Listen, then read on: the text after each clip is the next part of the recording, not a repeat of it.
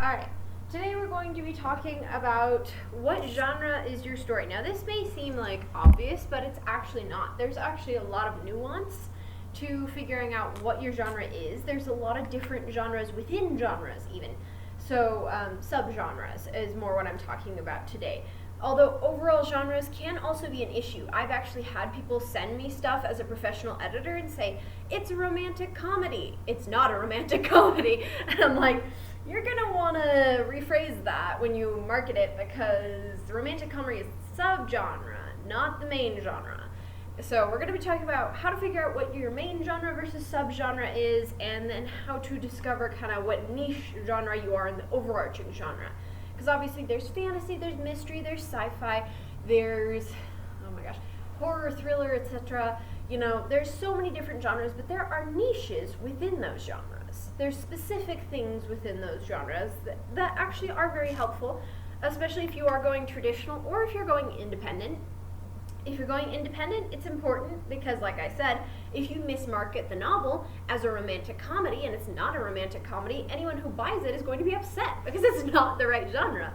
But then, alternatively, with traditional publishing, if you query it as a romantic comedy and it isn't a romantic comedy, then they're again going to be upset and be like, bro, this is the wrong story. You sent me the wrong one. So it's really important that you not only know what you're doing, sorry, realized I knocked something askew back here, that you not only know what you're doing when it comes to genre, but you also know where your story fits. So, first of all, we're going to talk about the main theme. Now, this is helpful for the overarching genre. Now, when I say the main theme, it's not what you think is the main theme, it's what is actually the main theme. Now, again, sometimes your thoughts may actually line up with what it is, but it doesn't always line up with exactly what it is. For example, the other day we had someone in here who, lovely person, was saying that fantasy was only if it had elves and dwarves in it. Wrong. Not true. Unfortunately, that is a common misconception. Their fantasy doesn't have to involve elves and dwarves and druids and dragons. That was a lot of D's.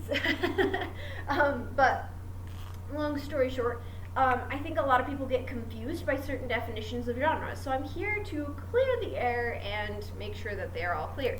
So when you find the main theme of your story, this is what drives the character, what drives the plot. Because often you want a character and a plot-driven novel. You can have one or the other, but generally both is nice. So what drives those things forward? Is it a villain? Is it solving a murder? Is it finding a particular artifact?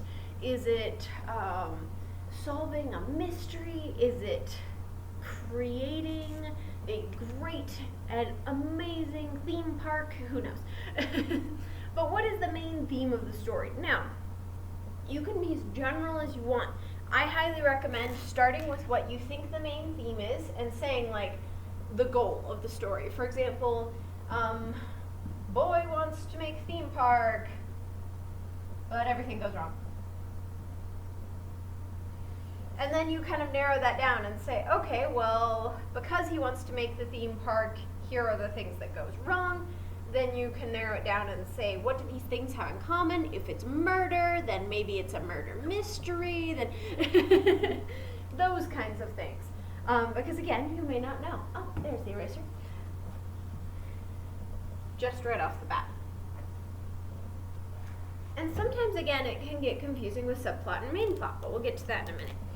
Alright.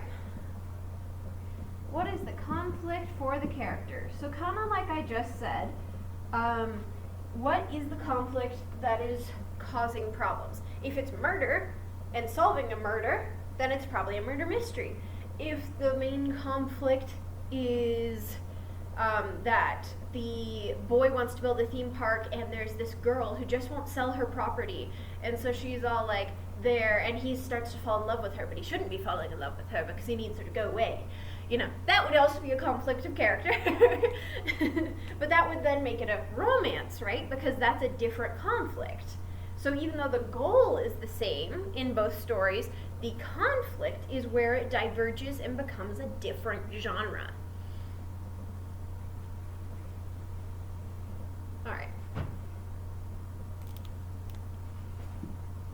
Alright, you also need to take into mind the end goal. Now, this can be skewed by the subplot, which is why you need to be careful when only taking the end goal into mind. For example, if the end goal of the novel is two people fall in love and get together and are happy, that's probably a romance. However, if the two people get together and are happy and they're able to get together because of the fact that one of them is proved innocent of murder, that's a murder mystery. So even though they get together in the end, it's not a romance, it's a murder mystery with a subplot of romance. So with your end goal, consider what is your main conflict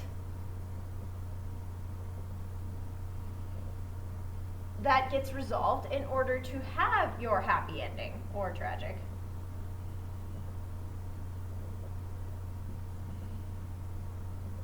So how does this get to this? That is going to ultimately depict what your real end goal is. Because even if it ends a certain way, what your real end goal is getting point A and point B to connect. And that is going to depict what your main versus sub goal is / plot. Alright, now we're going to dig into the heart of things. What is a subplot? What is a main plot?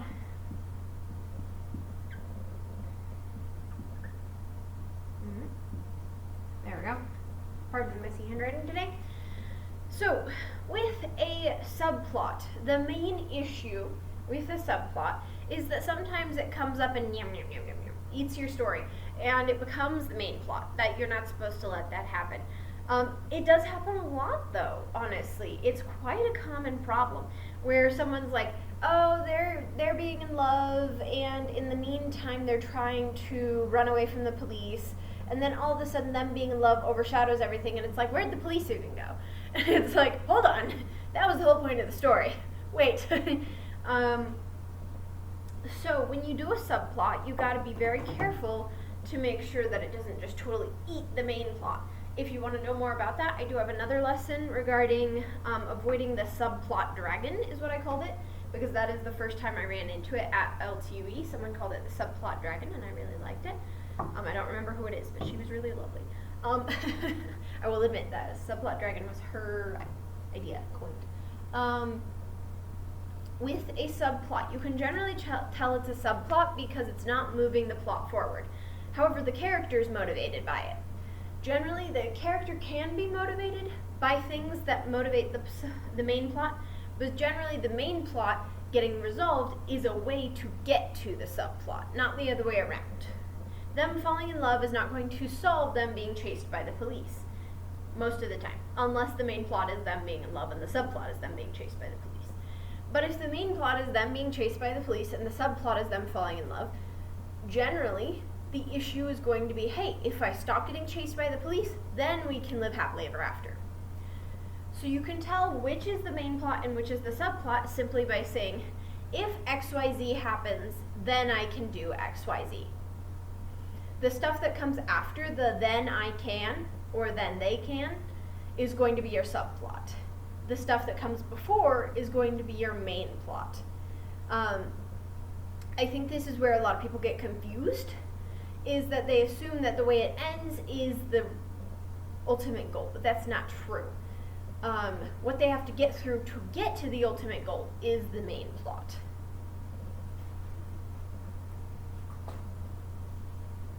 Alright.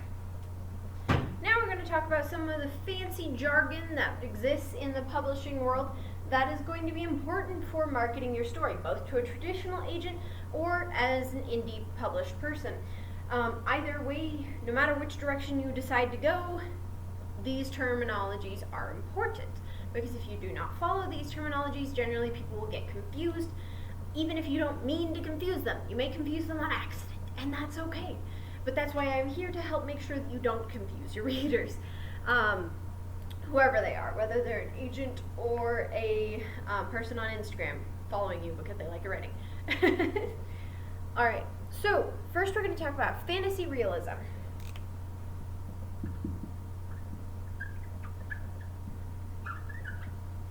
Now, the main thing that you're you're going to want to emphasize in this word is realism.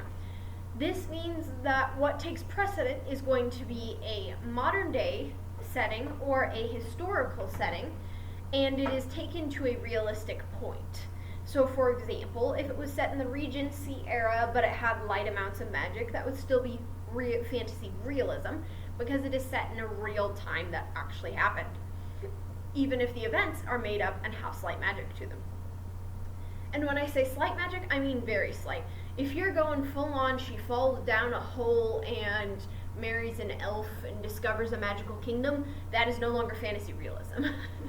However, if she is, say, a Regency era princess or lady, I should say, Regency era lady, who just so happens to figure out that if she does certain types of magic, she can manipulate men to her will, then that is going to be a fantasy realism, because it is light magic. It is very almost non-even-existent magic. It barely influences the plot, technically, but also not really. Another great example of this that is fantasy realism on a more extreme scale is Harry Potter. Harry Potter technically takes place in present day / modern world, especially at the time. Technically, it's now like 2000s. But at the time, it took place in the modern day. And yet, it had potions and magic and flying on broomsticks and, all these epic magical things, but it was taking place in the real world.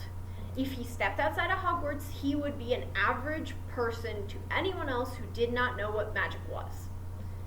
And even with his aunt and uncle, he experiences very normal stuff when he is with his aunt and uncle, including abuse and dealing with crazy wild dogs from his aunt and all sorts of very normal average things. Him being not a normal person is what makes it fantasy, and being able to tap into magic and this magic world underneath our real world makes it fantasy. But the fact that the real world exists and this magic exists underneath said real world is what makes it fantasy realism.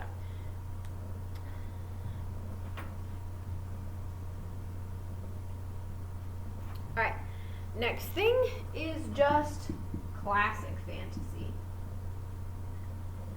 Now, I would almost never encourage you to use just the classic fantasy term unless you find that none of the other fantasy terms fit.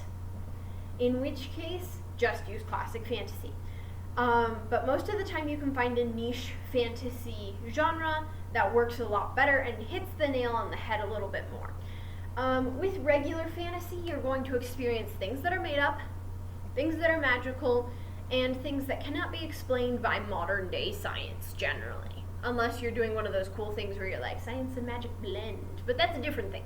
That is called science fiction fantasy, in which case you wouldn't call it fantasy anyway. With a regular fantasy, you can't explain it by science. You generally find that this world exists outside of our real world, or if it does exist in our real world, it diverges from current ideas, or it's another plane of existence within the real world. A great example of this for fantasy would be Keeper of the Lost Cities. Technically, it is slightly fantasy realism in the regard that takes place in present day, and she does grow up as a normal human girl. However, that's where it ends. Then she goes to another realm with elves and dragons and alicorns and all the fancy things. At that point, it's regular fantasy, because even though it has a real world basis, that's on another plane of existence. So technically, since 90% of the novel takes place in another plane of existence, it's fantasy. It's not fantasy realism. It does border it, though. Again, this is why the terms get tricky, and it's important to delineate. With fantasy, I would say the most important thing is that things are made up in this novel. Does not matter if you're using elves, doesn't matter if you're using dragons, like we said earlier. You don't have to have those things to make it fantasy. So long as there is magic and witchcraft and wizardry and crazy made-up wild plants that talk to you and things like that, that's what makes it fantasy. A made-up world that doesn't actually exist. That's what makes it fantasy. Now, what makes it fantasy? Oh, hold on. Let me open the door. Nope. Now, what delineates between fantasy and fantasy sci-fi, or fantasy science fiction, is when you mix science and magic. You say, okay, magic is a thing, but it can be explained through scientific processes. And it can be explained in a way that would make sense to regular mortals, and might even have regular mortals involved in tampering and messing with said magic in order to figure out what it does. In this case, that would be a fantasy sci-fi. Or if you had a science fiction world that's like 99% tech advancements, but with a slight smidgen of something you don't quite understand, for example, the Force. That is fantasy sci-fi or sci-fi fantasy. I would generally say flip the terms depending on which is more dominant. If it's predominantly magic and mysticism, then fantasy sci-fi. If it's predominantly tech with a touch of like mysticism, then I'd say sci-fi fantasy. Alright. Next, we are going to talk about high fantasy versus epic fantasy.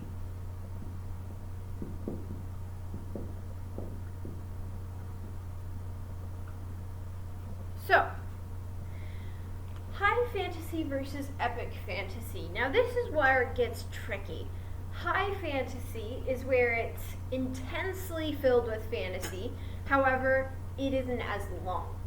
The thing that sets epic fantasy apart is three things: the amount of characters, the complexity of the plot, and the complexity of the world building. You can have a complex world and a complex set of characters and even a complex plot with high fantasy. But if it isn't necessary to make the book Bible thick, it's high fantasy. If it is necessary to make the book Bible thick and without being Bible thick it doesn't make sense, it's epic fantasy. Also, there are some that aren't Bible thick that are considered epic fantasy. You'll notice those generally feel rushed. The pacing feels slightly off. And that's mainly because of the fact that it was meant to be an epic fantasy, but they tried to edit it as a high fantasy. This is why it's important when you contact agents and editors and you tell them what their genre is. If you tell them high fantasy and it's actually epic, they're going to edit it as if it's this one, even if it's not. Now, some will be honest with you and just say, this is an epic fantasy, this doesn't work for me. But not everyone will. Everyone will just be like, I will make the square fit in the round hole. And you're like, which is why it's important that you're able to identify which are you. Now, with a high fantasy, I generally would say 3 characters is probably your absolute max for main characters. Now, as far as plot complexity, I'd generally say maybe 4 plots going on at once, absolute most with high fantasy. So, plot, character. And then I would say with world building, so WB, I would say medium. Like, you don't need to understand every tiny little minutia detail about how this magic works in order to understand this novel. Whereas with epic fantasy, generally you can have a cast of almost infinite characters. And generally, I would highly recommend, especially if you're doing this, to do it omniscient point of view. Yes, you can have some where it's limited, but generally I would say omniscient, where you're hopping around being like, here's his perspective, here's her perspective, here's his perspective, is going to be encouraged, because there's no possible way you can deal with all of the plot points and all of the world building unless you just don't have an absolutely honking cast of characters. I would say the minimum for an epic fantasy world is generally like 8, funnily enough. You can have an infinite amount of characters, but 8 is the minimum. Just turn it on its side. Anyway, with plot points, I would say, again, you can technically have as many as you want, but I would say a minimum of like 7. You generally want a ton of different plots going on. You want political intrigue, you want war, you want, is so-and-so a betrayer? Who knows? You want murder mystery on the side. You want all the things. Yes, there is a main plot, but the subplots can be nigh unto infinite. That's why they get so thick. Then the final thing is passive. Your world building, if you're doing an epic fantasy, has to be chunky. Your world building Bible is going to look like a Bible. And the reason why is because with epic fantasy, you can't really truly understand it unless you have that amount of world building, unless you just chunk out the world building into absolutely massive bits. I bet you if we saw the world building Bibles for Brandon Sanderson, they'd be chunks. And the reason why is because he has so much to it. His magic is so finite. His magic is so precise. His magic has history upon history upon history. And so it's important that you know all this. He also has his own made-up cultures, which adds more to the world building. If you don't have your own made-up cultures, maybe high fantasy is a little bit more for you.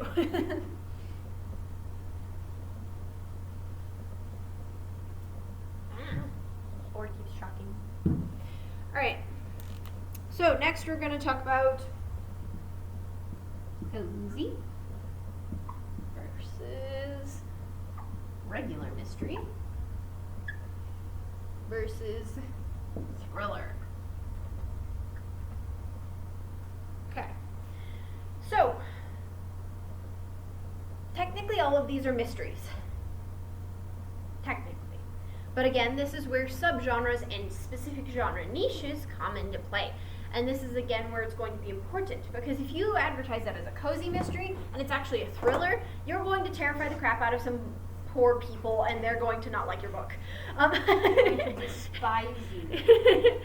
Or if you alternatively say it's a thriller and it's this like adorable cozy, they're going to be like bored. They're going to despise you. Exactly. You don't want your readers to despise you, especially if they're a potential agent or editor. They're going to be sad.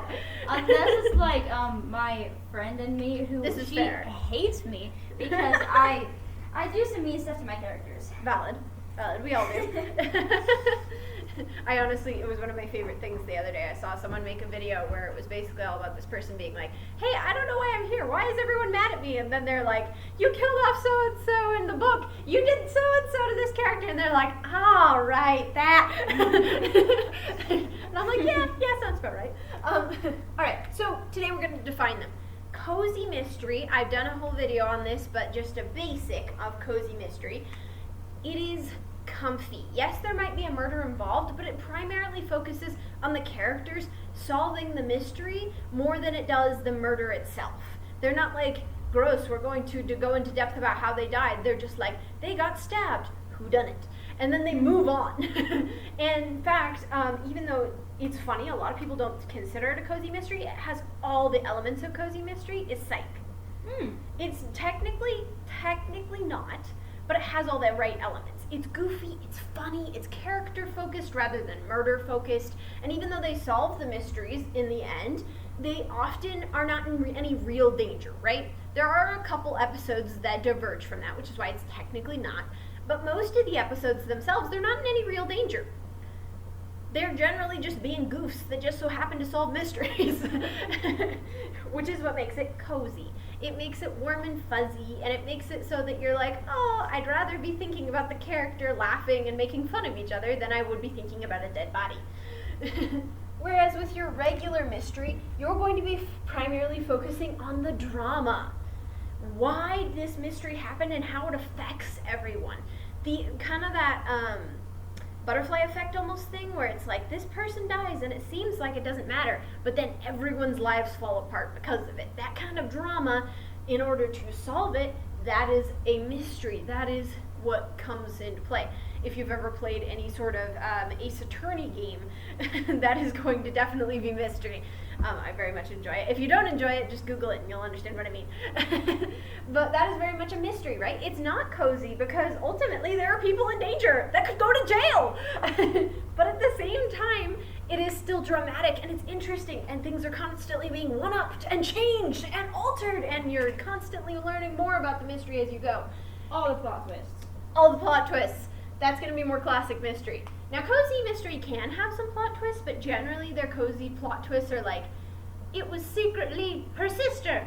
You know, like the suspect was one person and then it's her sister. And so it's like, technically you were on the right track, but just off. Whereas with mystery, it's like, it was that guy. And you're like, who was that guy? So it becomes a lot more complex and convoluted. It was a detective, but he had amnesia, and then he did it. Right? Or like in one of the Ace Attorney ones I watched recently, it was like there was a couple having a fight, and a knife fell out the window and landed in her back. And so technically, yes, so technically it was the old lady, and it was like, wait, what? Yes, I loved that one. It was good. Spoiler alert, but also you probably won't see it coming even if you try. I didn't see it coming. Even after I was like, I'm stumped, and so I read a couple hints, and then I was like, wait, what? I was still stumped, so I feel like that wasn't too much of a spoiler. That was a good one. Then you have thriller. Now, thriller is where it's borderline horror. The people are in constant danger, and if they don't solve this mystery, they just might die. But they somehow make it out alive, and though they still feel like they're in danger and still feel traumatized, they make it out alive. Barely. Generally, you want some sort of confrontation in a thriller, where it's like the murderers come in to get them, and they're barely able to self-defend themselves in order to get out of the situation. Or they're barely able to get them arrested, but theoretically, if they got out of jail, would they still be in trouble? That's kind of more of a thriller vibe. Then, of course, there's horror, which technically doesn't fit within the mystery category, but at the same time does fit within the thriller versus horror category.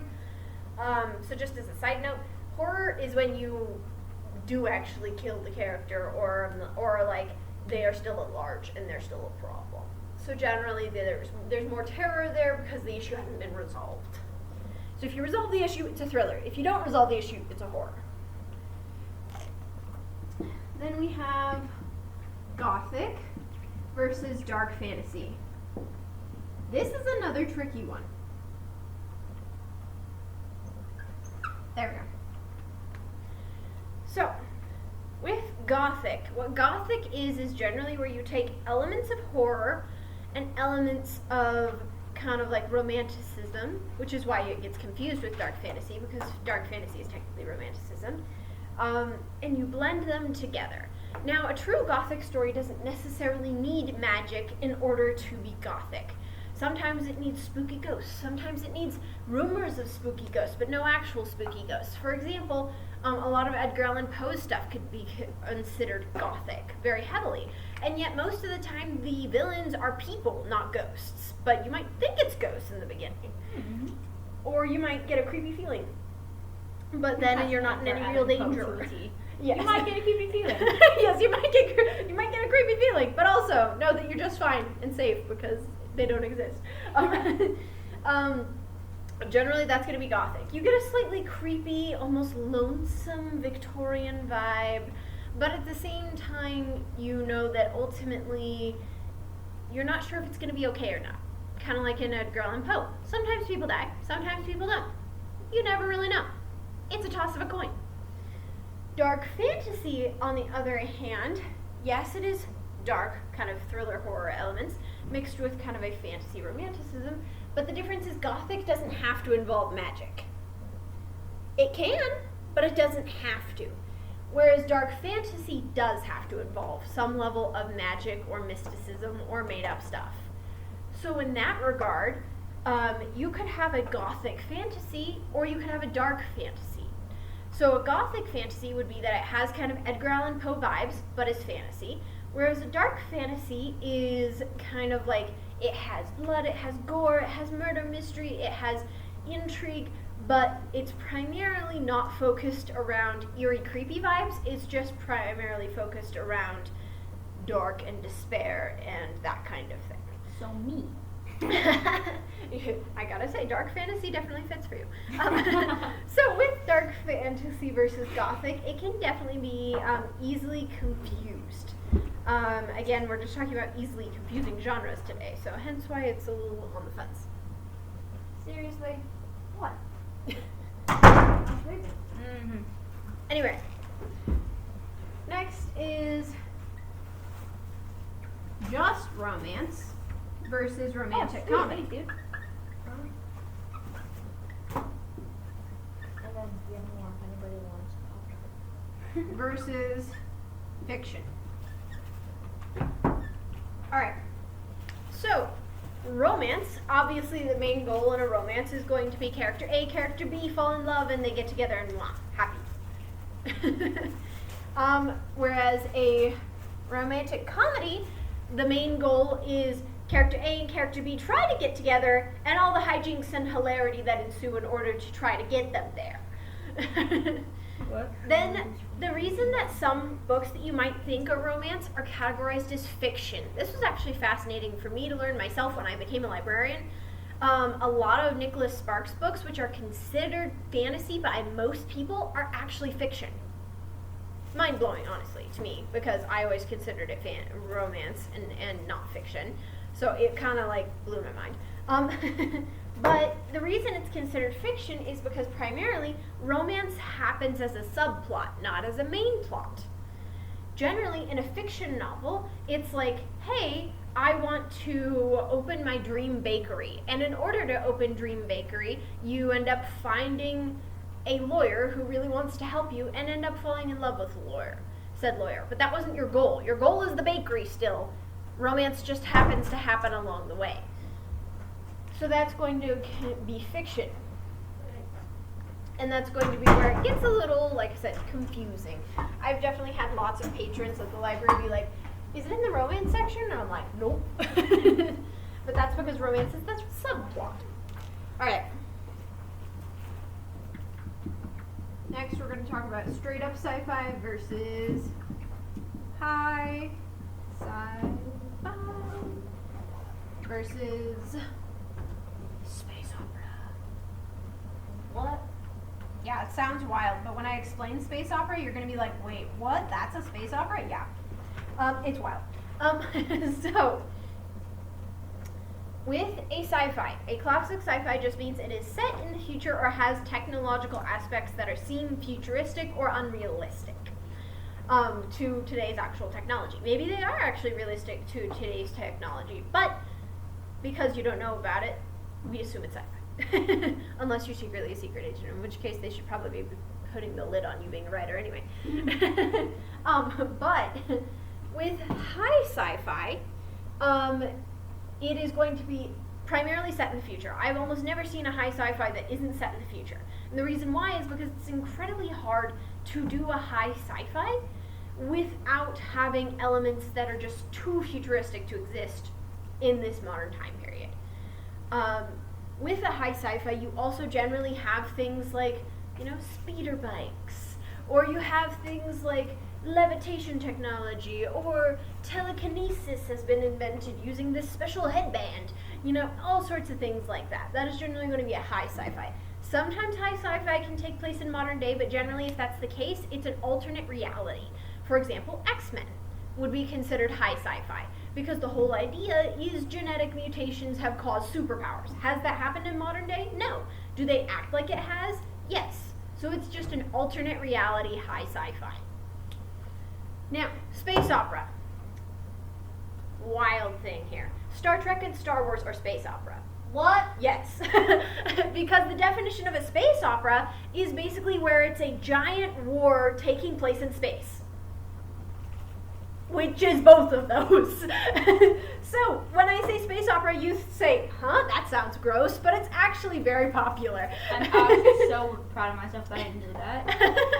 So, with space opera, it's generally, like I said, a giant war taking place in space with a lot of characters and a lot of intrigue and a lot of drama.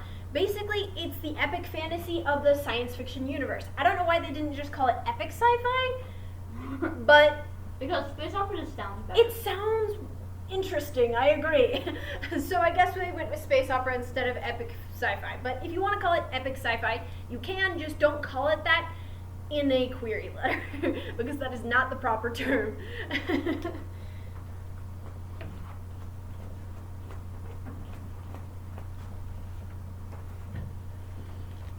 Alright, now we're going to talk about something that is actually a lot newer.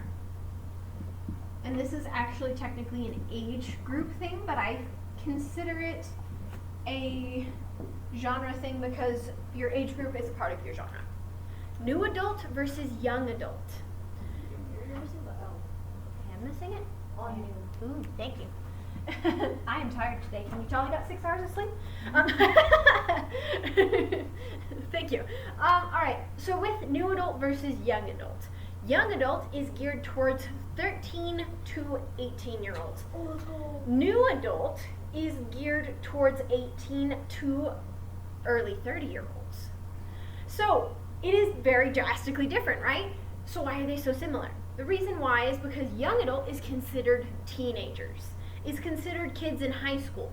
New adult is considered to be kids in college or just exiting college. This is actually something that is very new, to the point of being literally a new budding genre that people didn't have before. Technically it existed, but it only existed in technicality. Now it is a formal thing. If you put it on your query letter, it is an actual age group now. Whereas if you put new adult on there before, they'd be like, new adult? What the heck does that mean? But it's actually a term now that's been slowly becoming more popularized and more professionally used. So keep that in mind. If yours is geared more towards like older teenagers, if not, like I said, early 30s, it's going to be new adult. If it's more geared towards like middle school and high school, that's going to be more young adult. And that's going to be very important because they are actually drastically different genres. The main thing is that new adult can go darker. Young adult can't go as dark. There's a level of dark that you can hit in each age category. As a picture book person, it's barely a smidgen. As a middle grade person, as an early middle grade person, it's like a little sprinkle. As a upper middle grade person, you can get like almost Harry Potter level. But I would say like Harry Potter book 4 is about the highest your darkness can go, which is why it's in both sections. In both young adults and middle grade and upper middle grade, because it technically fell into the other category towards the end of the series. So with that being said, with young adult, it's going to be more like Harry Potter's books 5 through 7, where it's getting dark, it's getting into actual war. Actual death is happening on a regular basis. We are actually dealing with major problems here that are drastic and problematic. That is going to be more young adult.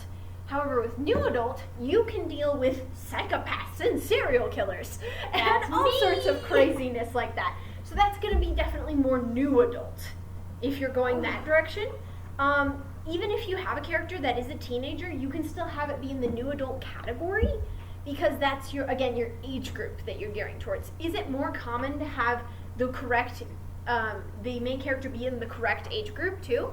Yes, but that doesn't mean they have to be.